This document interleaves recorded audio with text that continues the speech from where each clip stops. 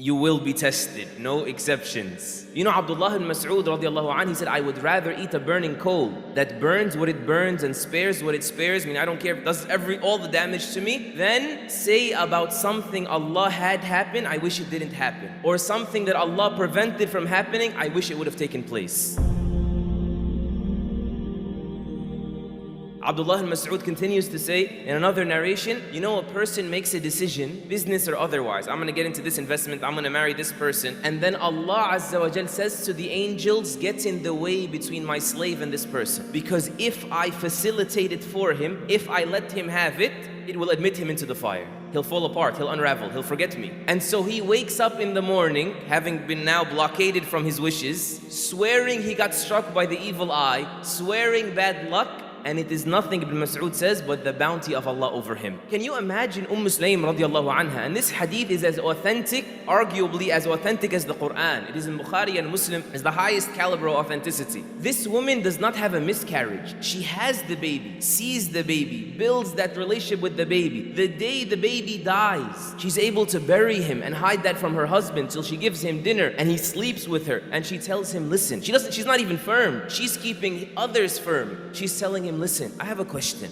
If somebody were to lend somebody something and then ask for it back, does the second party have the right to keep it, to withhold it? He said, never, that's not right. She said, then anticipate the reward for your baby. Allah has called back what He lent you. How does somebody pull that off in 24 hours? How does a mother do that? You know, Abdullah ibn Abbas, he says, when my father, the uncle of the Prophet ﷺ, Abbas ibn Abdul Muttalib, when my father died, nothing soothed me like the statement of a Bedouin man who came to me and said, better than your father for you is your reward for him, the reward for putting up with the loss of your father. And Allah is better for your father than you are. You know Imran ibn Husayn radiallahu ta'ala anhu, Ibn Hajar said it's been confirmed that Imran ibn Husayn spent the last 30 years of his life in bed, not able to stand or even sit up. You know what that does to a person? Physically of the sores, psychologically of depression. He says they even had to cut a hole in his bed under him, meaning to relieve himself. And this is a noble companion. This is the same companion who narrated the hadith, understandably, when the Messenger ﷺ said, pray standing if you can't, and sitting, and if you can't, then on your side. Imran is the one that narrated it. It applies to him and whoever is like him. Mutarrif and Al-Ala, two great scholars of the early Muslims, they said, we entered when we saw Imran ibn Husayn, may Allah be pleased with him, we began to cry. And he told us, why are you crying? They said, like, we feel bad for you. Long time, man. We feel bad for your condition. He said, I will tell you something, but don't disclose it to anyone so long as I'm alive.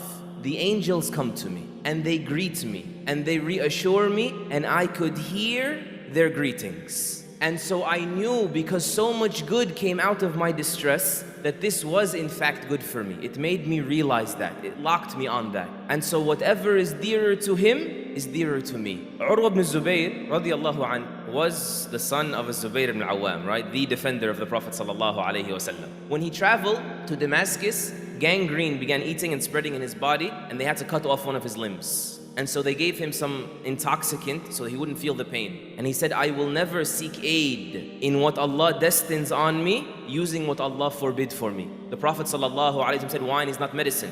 He said, just cut. So they brought the saw and they put it on his left knee and they cut. The narrator says, and he said nothing but has. That was it. He just kept saying that. And the Khalifa, Al-Walid ibn Abdul Malik, said, مَا رَأَيْتُ أَصْبَرَ مِنْ هَذَا الشَّيْخ. I've never seen someone with the endurance of this old man. His son, Hisham ibn Urwa, says after my father came out of that ordeal, before he heads back home, a man came to him giving him condolences.